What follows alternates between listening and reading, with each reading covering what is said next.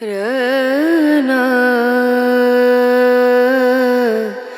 रना रनु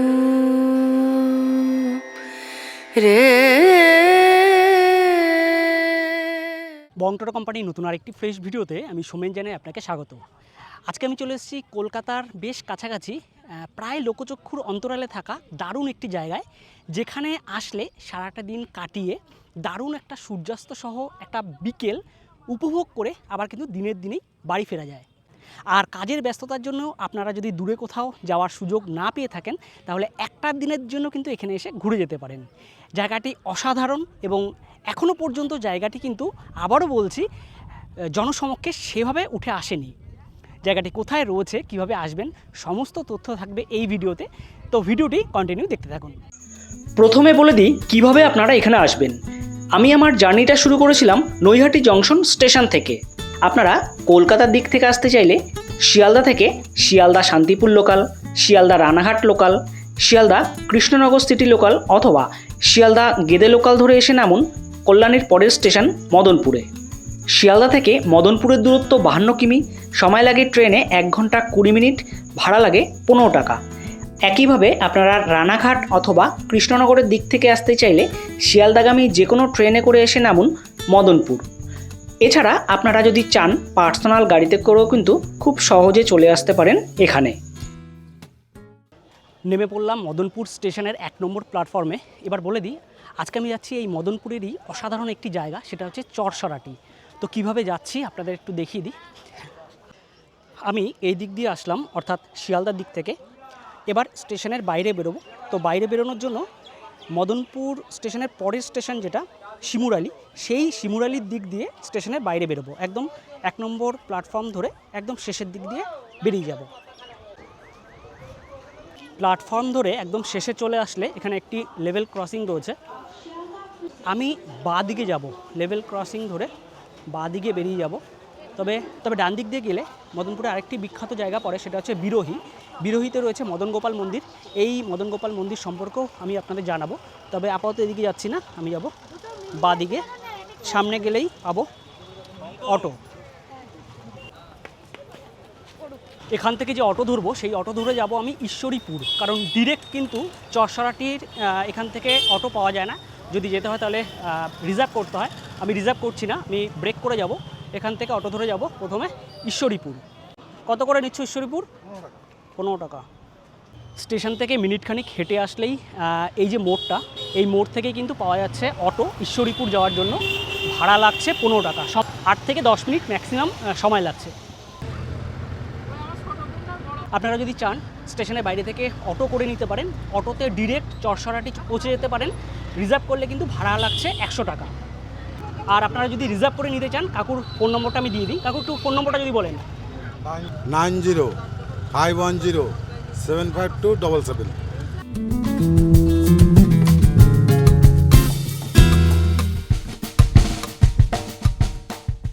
চলে এলাম ঈশ্বরীপুর মোড়। আমি এলাম এই দিক দিয়ে। এটা হচ্ছে 3 রাস্তার একটা মোড়। এদিকে একটা রাস্তা চলে গেছে, তবে আমি যাব এই রাস্তা দিয়ে। এখান থেকে চরসরাটি যাওয়ার জন্য টোটো পাওয়া যায়, তবে আমি টোটোতে যাব না, হেঁটেই যাব। এবার এখান থেকে কেন হেঁটে যাচ্ছি সেটার কারণটাও আমি সামনে গিয়ে জানাচ্ছি।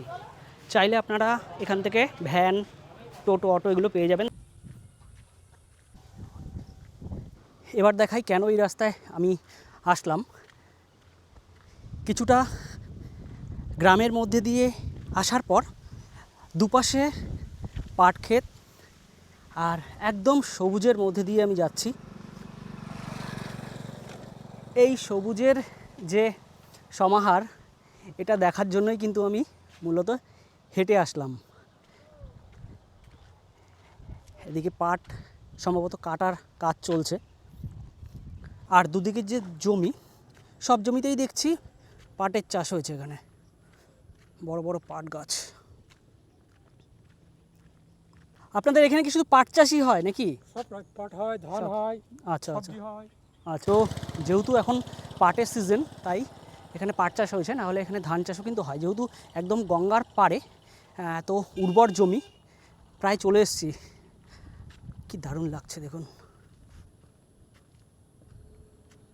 এখানে পুকুর টাইপের রয়েছে এবং সেই পুকুরে পাট তুলে সেখানে কিন্তু ভেজানো হয় এবং এখানে শ্রমিকরা কাজ করছে।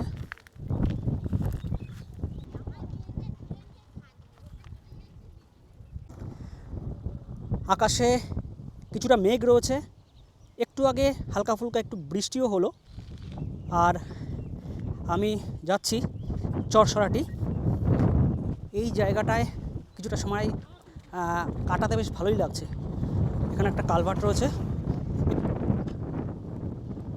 আপনারা যদি আমার মতো পাগল হন তাহলে হেঁটে আসতেই পারেন, আর যদি মনে করেন যে ওখান থেকে টোটো ধরবেন তো ডিরেক্ট চরসরাটি চলে যেতে পারবেন। আর এদিকে রয়েছে কলা বাগান। 3 বছর থাকবে, 3 বছর 4 বছর রাখা যায়।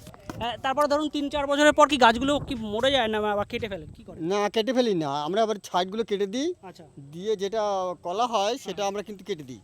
আচ্ছা আর বাদ বাকি আমরা একটা করে রেখে দিই, মোষ থেকে ধরো গোড়া থেকে একটা করে রেখে দেবো। আচ্ছা, সেগুলোতে আবার হবে। ওইটাই আবার বড় হবে। হ্যাঁ, ওইটা আবার বড় হবে, আবার গাছ বেরোবে। আবার যেটা কলা হবে সেটা কেটে দেবো। আচ্ছা আচ্ছা কেটে দেওয়ার পরে আবার একটা রেখে দেবো এখান থেকে। আচ্ছা, মানে একটা গাছ দিয়ে বছরের পর বছর বছর পর হয়ে যাবে এরকম। আচ্ছা আচ্ছা। এই জমি থেকে পাট তুলে এরকম প্রথমে বান্ডিল করা হয়, এরকম দড়ি দিয়ে, মানে পাটেরই কাণ্ড দিয়ে বাঁধা হয়। এরকম বান্ডিল বান্ডিল করে এই বান্ডিলগুলো ছোটো ছোটো ডোবাগুলো রয়েছে, ডোবাগুলোতে চুবিয়ে রাখা হয়, জলে চুবিয়ে রাখা হয়। তার বেশ কিছুদিন পর এগুলো তুলেই কিন্তু এখান থেকে যে কাণ্ডের ভিতর থেকে যে আঁশ সেটা বের করা হয়।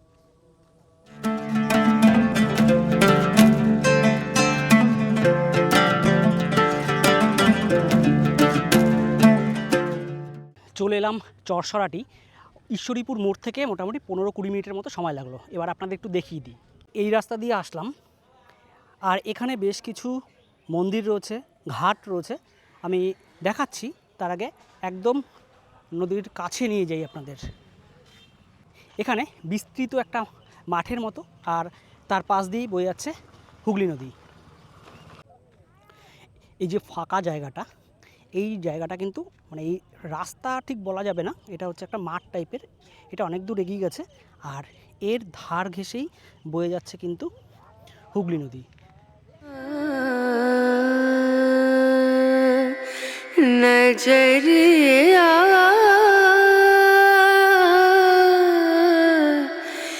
लागे नहीं कहीं ओ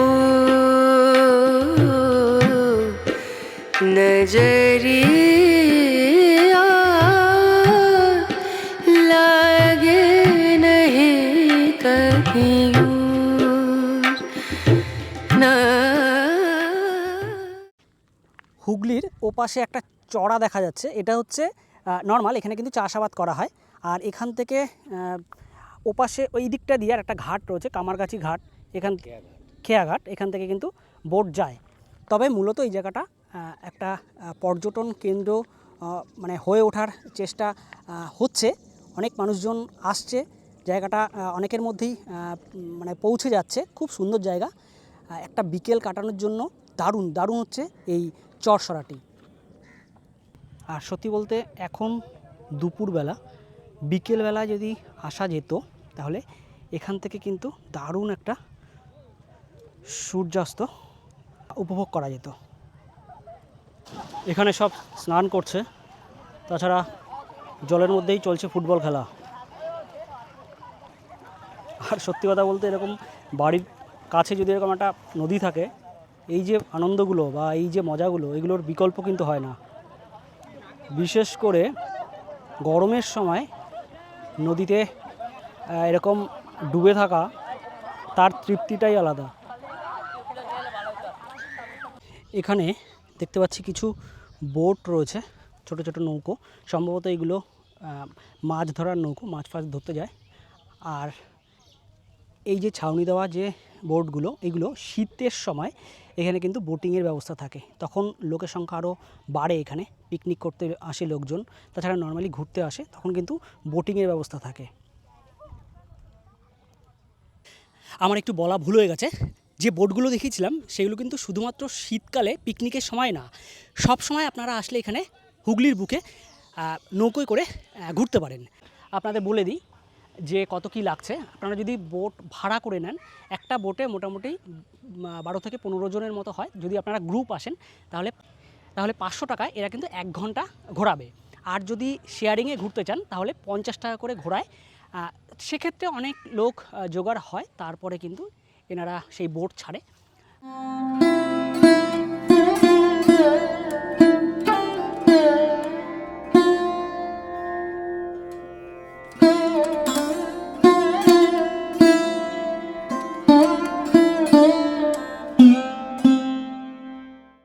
এই জায়গাটির নাম চরসরাটি, অনেকে কিন্তু সরাটি বলেও জানে। লোকাল মানুষদের মধ্যে এই জায়গাটি জনপ্রিয়তা পেলেও বাইরের অনেকেই কিন্তু এই জায়গাটির কথা এখনও পর্যন্ত জানে না। এটি হুগলি জেলার মধ্যে রয়েছে। এখানে শীতের সময় কিন্তু অনেকে পিকনিক করতেও আসে, আর নর্মাল টাইমে মানুষজন ঘুরতে আসে, এই জায়গাটায় আসে। আর সামনে আরেকটা জায়গা দেখাচ্ছি, যে জায়গায় মন্দির রয়েছে, ওখানে কিন্তু ঘাট বাঁধানো রয়েছে, ঘাট রয়েছে। প্রপারলি যদি কেউ স্নান করতে চান তাহলে ওখানে করতে পারেন। বেশ মানুষজন রয়েছে কিন্তু এখানে, আর বিকেলের দিকে সম্ভবত আরও মানুষজন হয়। সব জায়গার মতো এখানেও দেখুন চিপস ফিপস খেয়ে এখানে সব মানুষজন ফেলে রাখে। এই জিনিসটা, এই বোধটা যে মানুষের মধ্যে কবে আসবে, কত সুন্দর একটা জায়গাটাকে পরিষ্কার রাখার দায়িত্বও তো আমাদের। এই জিনিসটা যে কবে মানুষ বুঝবে, সব কিছু প্রশাসন থেকে হয় না, নিজেদেরও কিছু কিছু জিনিস বুঝতে হয়। এখানে কিছু মানুষ মাছ ধরছে বড়শিতে। বেশ কিছুটা সময় এখানে কাটালাম। চলুন এবার আপনাদের নিয়ে যাই সামনের দিকটায়, যেখানে আপনাদের বলেছিলাম মন্দির রয়েছে। ওই জায়গাটা কিন্তু বেশ একটু সাজানো গোছানো, এবং ওখানে বসার জায়গা রয়েছে, মন্দির রয়েছে, কিছু দোকানপাট রয়েছে। আর এখানে খুব সুন্দরভাবে একটি মন্দির রয়েছে, বজরংবলীর মন্দির রয়েছে। কি সুন্দর দেখুন, বাহ, দারুণ দারুণ দারুণ। জয় বজরংবলী।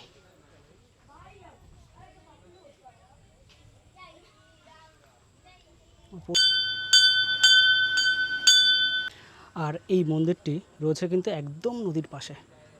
এই যে পাশ দিয়েই বয়ে যাচ্ছে হুগলি নদী।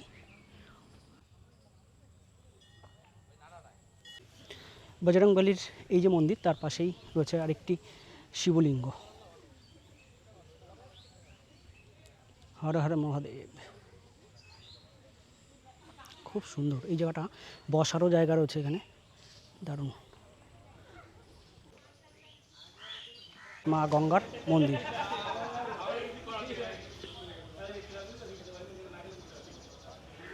মা গঙ্গার পাথরের মূর্তি খুব সুন্দর। এর পাশেই একটা ঘাট রয়েছে, এটা বাঁধানো ঘাট, এবং এখান থেকে আসলে মানুষজনরা কিন্তু স্নান করে। তার পাশে রয়েছে আরেকটি মন্দির, এটি হলো রাধা গোবিন্দের মন্দির। এখানেও বিগ্রহ রয়েছে, খুব সুন্দর বিগ্রহ। তার ঠিক পাশেই আছে একটি অশ্বত্থ গাছ, এবং অশ্বত্থ গাছের নিচে রয়েছে বাবা ভোলানাথের শিবলিঙ্গ। হর হর মহাদেব, জয় বাবা ভোলানাথ। যারা পার্সোনাল গাড়ি নিয়ে আসতে চাইছেন তারা কিন্তু খুব সহজেই চলে আসতে পারেন। এখানে অনেকেই এসেছে দেখছি, 4 হুইলার, বাইক, এই সমস্ত নিয়ে। এর ঠিক পাশেই রয়েছে শ্রী শ্রী হরিগুরুমণি আশ্রম। এটি হরিচাঁদ গুরুচাঁদ ঠাকুরের মন্দির, মতুয়া সম্প্রদায়ের যিনি প্রাণপুরুষ। খুব সুন্দর এই মন্দিরটিও আপনারা দেখে নিতে পারেন। উত্তর চব্বিশ পরগনার ঠাকুরনগরে যে হরিচাঁদ গুরুচাঁদ ঠাকুরের মন্দির রয়েছে, অর্থাৎ ঠাকুরবাড়ি, সেই ঠাকুরবাড়ির আদলে এই মন্দিরটি খুব সুন্দর। এখানে রয়েছে রথ, আর এই হচ্ছে মন্দির। বেদিতে রয়েছেন হরিচাঁদ গুরুচাঁদ ঠাকুর এবং তাদের শিষ্যরা। পাশাপাশি আরও কিছু কক্ষ রয়েছে, সেবায়িতরা থাকেন। আর এখানে গুরুদেবের শয়ন কক্ষ রয়েছে, এখানে ভান্ডার ঘর রয়েছে। নদীর পাশে এরকম একটি মন্দির আপনারা দেখে যেতে পারেন, খুব সুন্দর। আপনাদের জানিয়ে রাখি, এই মদনপুর শুধুমাত্র কিন্তু এই চরসরাটির জন্যই বিখ্যাত না। এখানে আরেকটি জায়গা রয়েছে যেটার নাম হচ্ছে বিরোহী। সেই বিরোহীও কিন্তু বিখ্যাত। বিরোহীতে রয়েছে মদন গোপালের মন্দির। এবার মদন গোপালের মন্দিরে একটি বিশেষ রীতি প্রচলিত রয়েছে। সাধারণত এখানে মদন গোপালের বিগ্রহ রয়েছে এবং রাধিকার বিগ্রহ রয়েছে।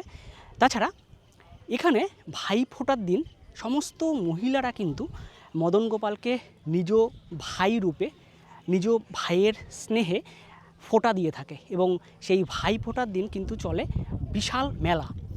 এই রীতিটা কিন্তু একদম আলাদা।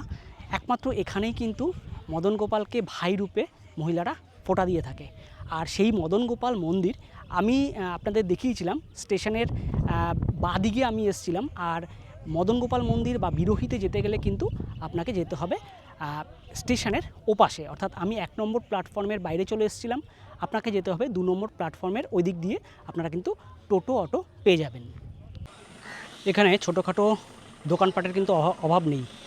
এখানে ঠান্ডা জল রয়েছে, পানের স্টল রয়েছে। এটা এটা কি আছে? আমড়া মাখা।